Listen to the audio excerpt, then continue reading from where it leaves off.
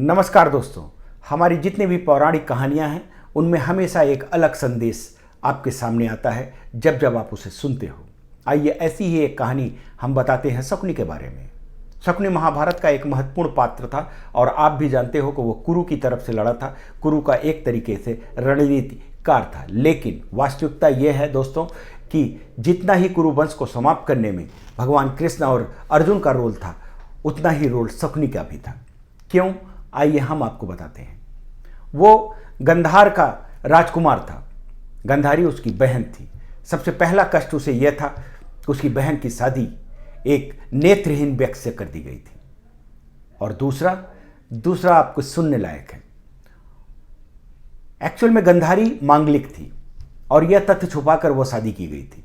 जब भीष्म को यह बात पता लगी तो उन्हें बहुत गुस्सा आया। उन्होंने पूरे गंधार के राज परिवार को ही अपने यहां आमंत्रित किया। जब सभी लोग यहां पर आ गए तो राजा और ये तथाकथित राजकुमार शकुनी सभी को उन्होंने जेल में डाल दिया। और जेल में जब वो लोग थे वहां पर उनको सिर्फ एक मुट्ठी अनाज दिया जाता था। नेचुरली एक मुट्ठी अनाज से कितने लोगों का पेट भर सकता था। सभी लोगों ने मिलकर तय किया कि राजा और राजकुमार को ही हमको आगे बढ़ाना है, बाकी लोगों के जीवन का कोई मतलब नहीं है। धीरे धीरे करके एक एक करके सभी लोग मरते चले गए।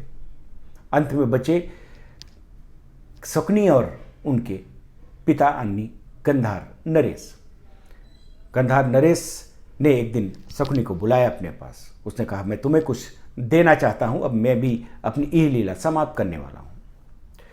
जब शकुनी उसके पास पहुंचा तो उसने अपने एक पैर में अपने पूरे शरीर की ताकत को लाकर और उससे उसके पैर पर मारा और उसका पैर तोड़ दिया। शकुनी दर्द से चिल्लाया कि पिताजी, ये आपने क्या किया?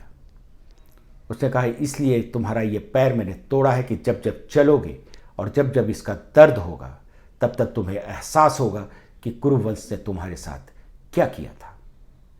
और दूसरा, जैसे ही मैं अपनी लीला समाप्त करूंगा, मेरी हड्डियों का तुम पासा बनाना।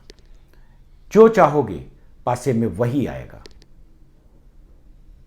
और यह चीज़ आगे कैसे कैसे रूप बदली, इसके बारे में मैं समझता हूं कि आपको बताने की ज़रूरत है। तो यह है कहानी। कैसी लगी? धन्यवाद।